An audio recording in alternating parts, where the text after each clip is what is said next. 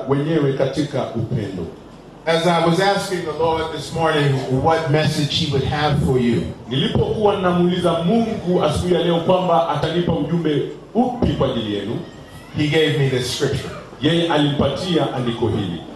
Because he does not want us to be babies. Kwa sababu yeye hapendi sisi tuwe watoto wachanga. But he wants us to grow up in love. Lakini anataka tukue katika upendo. Love is the currency of heaven. Na upendo ni kanuni ya mbinguni.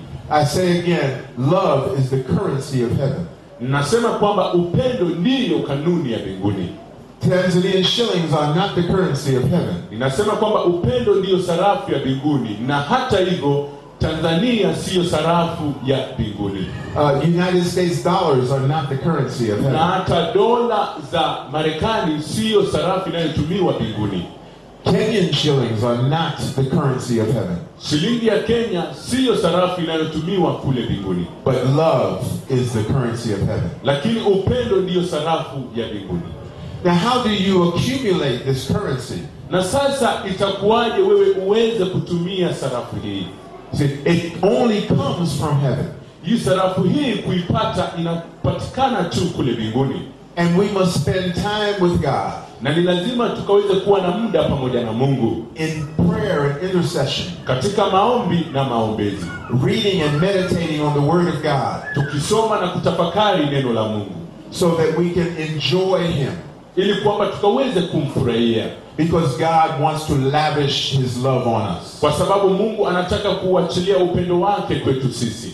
But not just to have this love and put it in our pocket. Lakini si tu kupata upendo huu na kuweka katika mikoba yetu. But to generously give away. Lakini ni kutoa upendo huu kwa ukarimu. As we give his love away, he gives us more. Tunapotoa upendo huu kwa watu wengine, yeye anazidisha upendo wake kwetu. If we hold it in our pocket, he will not give us more. Na kama sisi tutaweza kushikilia upendo huu, yeye hata tuzidishia upendo. Because he gives it to us to give away to other people. Ni kwa sababu anatupatia upendo huu ili kwamba tukaweze kuupatia watu wengine pia. Do you know somebody that needs the love of God? Je, unajua mtu yote ambaye anahitaji upendo wa Mungu? Look at somebody next to you and say, you need to have the love of God. Mwangalie mtu aliye karibu nawe na umwambie kwamba unahitaji upendo wa Mungu.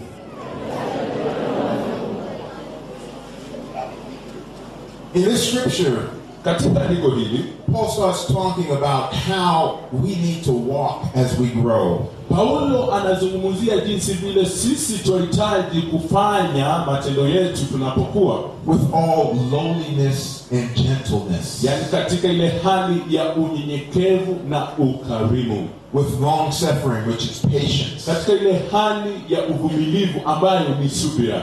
Putting up with each other in love. Tukichukuliana, tukibebeana mizigo kwa upendo. You probably have some relatives that is very difficult for you to love. Yawezekana kwamba wewe katika familia yako kuna watu ambao imekuwa ni vigumu kuwapenda. Because it's easy to love people that are lovable. Kwa sababu ni rahisi kupenda watu wanaopendeka. But some people it's very hard to love them. Lakini baadhi ya watu ni vigumu sana kuwapenda. Because maybe they don't have the Spirit of God in them. Labda yawezekana hawana roho wa Mungu ndani mwao. Maybe they don't like you. Labda wao hawakupendi. Maybe they don't say nice things to you. Labda wao hawasemi mambo mazuri ya kukupendeza wewe. Those are the kind of people that you cannot love just with your natural love. Hawa ni aina ya watu ambao hauwezi ukawapenda kwa kutumia tu ule upendo wa asili. But you need supernatural love from God. Lakini wahitaji upendo ambao ni wa kiungu utokao kwa Mungu. This is not love that you can make up. Husi upendo ambao wewe waweza kujitengenezea. This can only come from above. Upendo waweza tu kutoka mbinguni.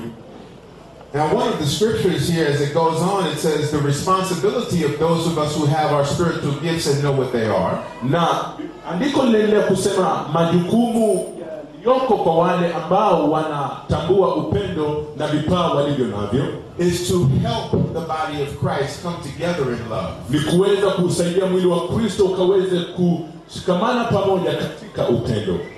During our conference we had a theme that said there's really only one church in Arusha. Na katika kongamano letu tuweza kupata neno moja kwamba hapa Arusha tuna kanisa moja tu. When God looks down on Arusha, he just sees one church. Mungu anapotazama Arusha anaona kanisa moja. He sees many congregations. Yeye anaona kwamba kuna mashirika mengi. He sees many gatherings. Yeye anaona kuna makusanyiko mengi. But he sees one church. Lakini yeye anaona kanisa moja. Because the unity of the body, kwa sababu umoja wa is very important. Ni muhimu sana kwake Mungu. Before we go on in Ephesians, turn to me to St. John 17. Kabla tuendelee katika Waefeso, hebu tuende katika kitabu cha Mtakatifu Yohana sura ya 17. Samahani. Jesus intercessory prayer. Sasa wanatamka sura hii kuwa ni sura ya maombezi ya Yesu. And Jesus is praying, and he's praying for not only his disciples, but he's praying for you and me.